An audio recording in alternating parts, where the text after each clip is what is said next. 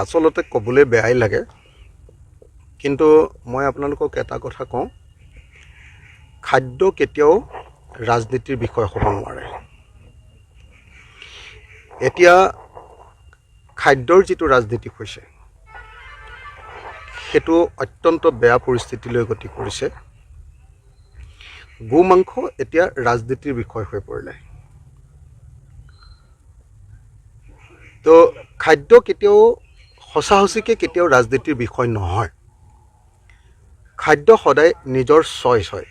আপুনি কি খাব, আপুনি কি নাখাব, সেইটো মানুহে নিজেই সিদ্ধান্ত গ্ৰহণ কৰে। ইয়াৰ ওপৰত কেতিয়াও ৰাষ্ট্ৰৰ কেতিয়াও নিৰ্দেশ বা কেতিয়াও আমুকটো খাব আমুকটো নাখাব এনেকুৱা ধৰণৰ কথা কেতিয়াও নহয়। কিন্তু দুৰ্ভাগ্যৰ কথা যে অসমত আৰু ভাৰতবৰ্ষত খাদ্যক ৰাজনীতিৰ পাৰ্ট কৰি পেলোৱা হ'ল। এইটো খাদ্য ৰাজনীতি বুলি আমি ক'ব পাৰোঁ। খাদ্য ৰাজনীতিৰ এই দুৰ্ভাগ্যজনক পৰিস্থিতিৰ কাৰণে আমি বাৰম্বাৰ দেখিবলৈ পাইছোঁ। কেতিয়াবা গো সংৰক্ষণ বিল আনিছে, গো সংৰক্ষণ বিলত তেওঁলোকে ক'লে যে 5 কিলোমিটাৰলৈকে ধৰ্মীয় প্ৰতিষ্ঠানৰ পৰা 5 কিলোমিটাৰ দূৰলৈকে কোনেও গো মাংস খাব নোৱাৰিব বুলি আইন আনিলে। সেইখনৰ আমি বিৰোধিতা কৰিছিলোঁ। আমি কৈছিলোঁ যে নহয়, এই আইন আনে তেতিয়াহ'লে আমাৰ খেতিয়কবিলাক যিবিলাকে গৰু পোহে তেওঁলোকৰ বহুত অসুবিধা হ'ব। এতিয়া আপোনালোকে নিশ্চয় জানে যে আমাৰ আগত আমাৰ গাঁৱৰ মানুহবিলাকে যিহাল গৰুত 55,000 টকা পাইছিলে, সেই আইনখন অনাৰ পাছত গোটেই গো মাংসৰ সাংঘাতিক ধৰণৰ অবৈধ কাৰবাৰ চলাৰ কাৰণে, 2 নম্বৰী কাৰবাৰ হৈ যোৱাৰ কাৰণে এতিয়া 55,000 টকাৰ গৰু এটা বিক্ৰী কৰি যেতিয়া আগতে 55,000 টকা পাইছিলে, এতিয়া 40,000 বা 35,000 টকাহে পায়।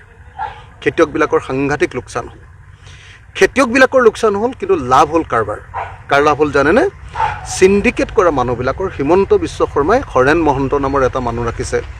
আমাৰ শিৱসাগৰৰ এজন MLA আছে, যিবিলাক মানুহে এই গৰুৰ আকৌ চিণ্ডিকেট কৰে। গৰুৰ চিণ্ডিকেট কৰি এই কাৰবাৰটো কৰি দিয়াৰ কাৰণে এতিয়া কি হৈছে জানে? আগতে মুছলমান মানুহে গৰু মাংস কিনি খাইছিলে 100 টকাত, এতিয়া গৰু মাংস কিনি খাব লাগে 400 টকাত। তাৰমানে হিমন্ত বিশ্ব শৰ্মাৰ মানুহবিলাকে, মুখ্যমন্ত্ৰীৰ মানুহে গৰুৰ চিণ্ডিকেট বহুৱাই দিয়াৰ কাৰণে সকলো বস্তু যেনেকৈ চিণ্ডিকেট বহুৱাই, আপোনালোকে সকলোৱে জানে যে চুপাৰীৰ চিণ্ডিকেট যেনেকৈ বহুৱাই, হৰেণ মহন্তকে দিছে চুপাৰী চিণ্ডিকেটটো চলাবলৈ, তেনেকৈ বিভিন্ন ধৰণৰ চিণ্ডিকেট বহুৱাৰ দৰে গৰুৰ ওপৰতো চিণ্ডিকেট বহাই দিলে। গৰুৰ ওপৰত চিণ্ডিকেট বহুৱাই দিয়াৰ কাৰণে আমাৰ সাধাৰণ মানুহবিলাকে আগতে দামত গৰু যে বিক্ৰী কৰিছিলে, এতিয়া কম দামত বিক্ৰী কৰিব লাগে।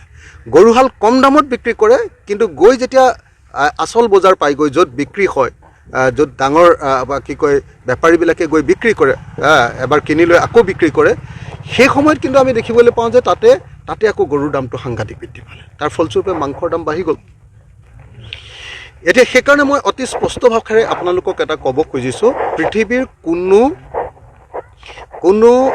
ভদ্ৰলোকে মাংসক লৈ, খাদ্যক লৈ কেতিয়াও ৰাজনীতি নকৰে। কিন্তু আপোনালোকে সকলোৱে জানে যে অসমত বৰ্তমান হিটলাৰী ৰাজ চলি আছে। এখন ফেচিষ্ট চৰকাৰ আছে অসমত, এখন সাম্প্ৰদায়িক চৰকাৰ আছে, যি মানুহক ডিষ্টাৰ্ব কৰাটোৱে তেওঁলোকৰ কাম।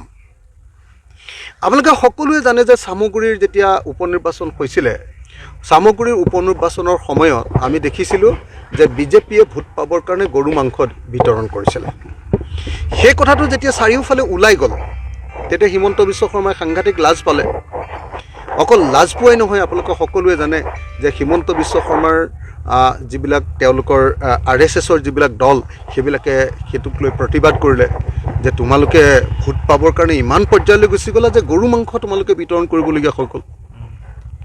যি গৰু মাংসৰ বিৰুদ্ধে অনবৰতে হিমন্ত বিশ্ব শৰ্মাই কথা কয়, সেই গৰু মাংস বিজেপিয়ে বিলাই লৈ চামগুৰিত ভোট ল'বলগীয়া হ'ল সংখ্যালঘু ৰাইজৰ পৰা। তো তেতিয়া এইটো যেতিয়া পৰিস্থিতি হ'ল যে তেওঁ গৰু মাংস বিলালে, যেতিয়া চাৰিওফালে ওলাই গ'ল, তেতিয়া লাজ পাই এতিয়া গৰু মাংসটো বেন কৰি তেওঁ আকৌ আগৰ যিটো ব্ৰেণ্ড আছিলে তেওঁ যে মই মুছলমান বিৰোধী, সেই মুছলমান বিৰোধী ব্ৰেণ্ডটো আকৌ তেওঁ আনিব খুজিছে। নহ'লে চব মানুহে গম পাইছে যে এওঁ ভোটৰ কাৰণে এইবাৰ মুছলমানৰ ভৰিত ধৰা আৰম্ভ কৰিছে। এইবাৰ তেওঁ ভোটৰ কাৰণে মুছলমানক তেওঁ গৰু দি হ'লেও সন্তুষ্ট কৰি ভোট লোৱা আৰম্ভ কৰিছে। টকা পইচা যেনেকৈ দিয়ে, এইবাৰ গৰু মাংস দিয়া আৰম্ভ কৰিছে।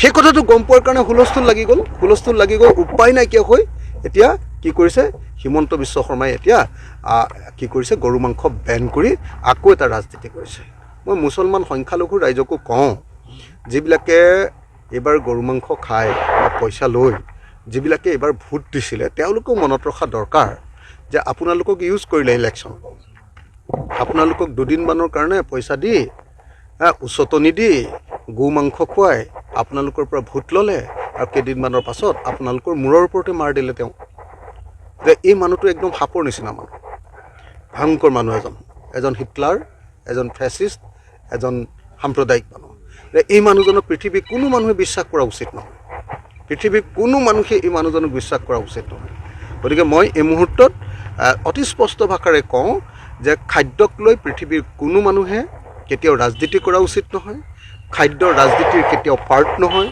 খাদ্য হ'ল এটা চইচ নিজৰ অভ্যাস অনুসৰি মানুহে খাদ্য খায় কোনে কি খাদ্য খায় তাৰ ওপৰত কোনেও কেতিয়াও আইন লগাব নোৱাৰে কানুন লগাব নোৱাৰে ওপৰত অত্যাচাৰ কৰিব নোৱাৰে মই গাহৰি মাংস খাওঁ মোৰ ওপৰত কেতিয়াও কোনেও ক'ব নোৱাৰে যে মোক গাহৰি মাংস নাখাবি মই দপাই সদায় কৈ থাকোঁ যে মই গাহৰি মাংস খাওঁ মোক গাহৰি মাংস খোৱা কোনোবাই বন্ধ কৰিব পাৰিব নেকি কাৰোবাৰ দম আছে অসমত হিমন্ত বিশ্ব শৰ্মাৰ দম আছে নেকি যে গাহৰি মাংস খোৱাত বন্ধ কৰিব পাৰিব কিন্তু সংখ্যালঘু ৰাইজ যিহেতু এতিয়া বিপদত আছে তেওঁলোকে হিন্দু মুছলমানৰ ৰাজনীতি কৰি সংখ্যালঘু ৰাইজক যিহেতু চেপা মাৰি ধৰি আছে গতিকে সংখ্যালঘু ৰাইজৰ ওপৰত